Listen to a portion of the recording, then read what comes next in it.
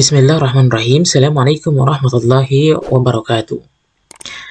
Ahlan wa sahlan wa marhaban bikum fi qanati Fudilatil Lughatil Arabiyyah.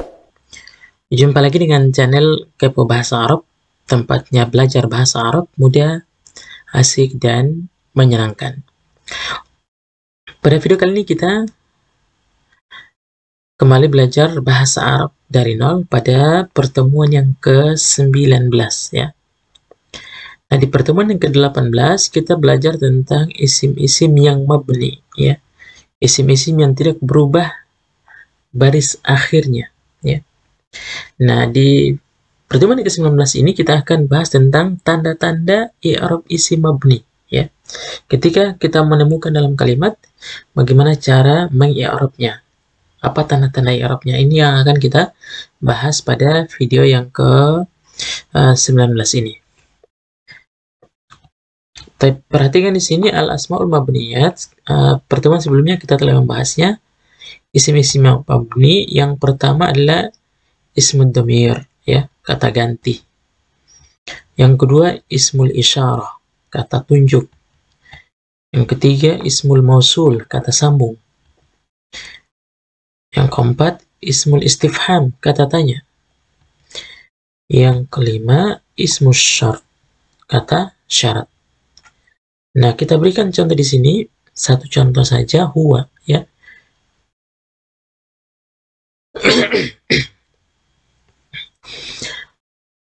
Di sini huwa ya. Jadi hanya bentuk satu ya, hanya satu contoh. Di sini saya berikan huwa ya. Ini adalah kata ganti, artinya apa? Dia ya. Huwa, huma, hum, hiya, huma, hunna, sampai seterusnya. Kemudian yang kedua adalah isim isyarah, kata tunjuk ya. Misalkan di sini untuk laki-laki hadza ya, ini. Untuk perempuan hadhihi ya. Atau kata tunjuk jauh zalika tilka ya. Atau ya, bentuk dua tanika, kemudian ulaika ya. Kemudian yang ketiga adalah ismul mausul, contoh alladzi, artinya yang, atau allazina, bentuk banyak. Perempuan allati ya. Kemudian allai atau allazina ya. Ini bentuk ismul mausul. Kemudian yang ketiga adalah ismul istifham. Contoh di sini satu saja contohnya, man ya, siapa. Kemudian terakhir ismus syart, mahma, bagaimanapun ya. Nah, perhatikan di sini ketika kita jumpai dalam kalimat huwa, hadza, alladzi, man, mahma, apa tanda i'rabnya? Ini kita akan bahas ya. Nah, perhatikan di sini alamatu bina'il ism ya, tanda i'rab isim mabni ya. Apa saja tanda i'rab isim mabni itu? Perhatikan yang pertama adalah mabniyu 'alal fathi. Tetap barisnya dengan fathah ya. Kita berikan, kita sebutkan dulu semua ya. Kemudian yang kedua adalah mabniun al kasri, tetap barisnya dengan kasrah ya. Yang ketiga mabniun al dhammi, tetap barisnya dengan dhammah. Yang terakhir mabniun al sukun, tetap barisnya dengan sukun. Jadi isim yang mabni hanya ada 4 tanda ya. Tanda i'rab.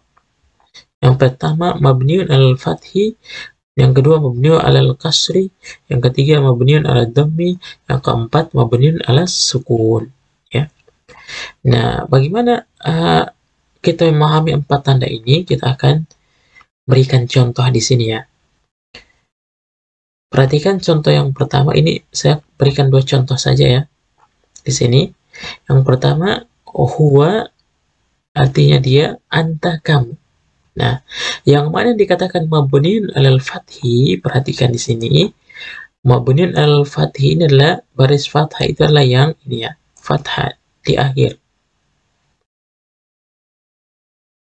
Anta ini ya, fathah. Nah, kalau kita temukan dalam kalimat huwa ini kan dhamir ya. Nah, kita mengatakan huwa dhamir. Kemudian misalkan kita sebutkan kedudukannya apa, kemudian kita sebutkan tanda i'rabnya. Mabniyun 'alal fathi, ya. Jadi di i'rab ini mabniyun 'alal fathi. Anta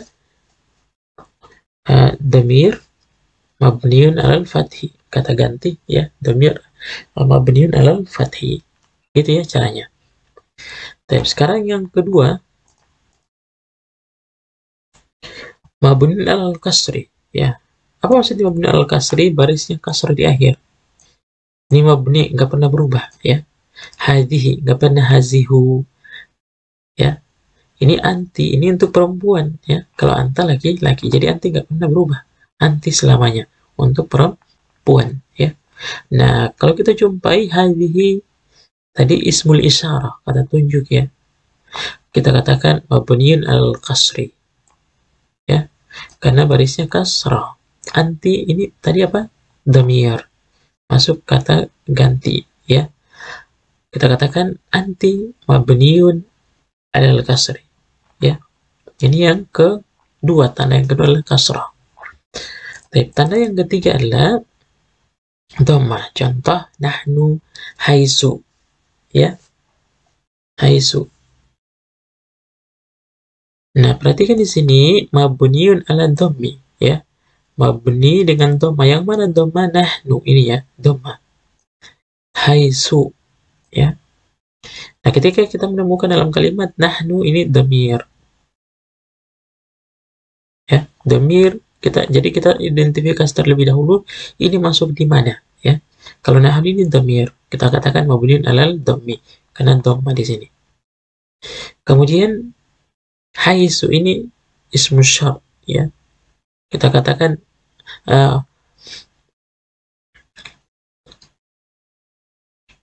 mabniun ala dhammi, ya. Kita katakan mabniun ala dhammi, atau barisnya dengan dhamma. Tapi yang terakhir adalah sukun, ya.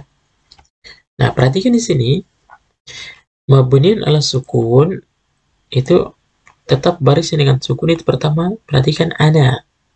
Yang mana sukunnya? Yang alif ini, ya. Alif ini dihukumi sebagai sukun. Maka ana dia dhamir, kita katakan mabniun ala sukun, ya. Alif ini sukun. Kemudian antum ini, ya. Ini sukun, ya, antum. Nah, kita mengatakan mabniun ala sukun, ya. Mabniun ala sukun. Jadi ini, ya, contoh daripada i'rab isim mabni, ya. Tanda-tanda i'rab isim mabni.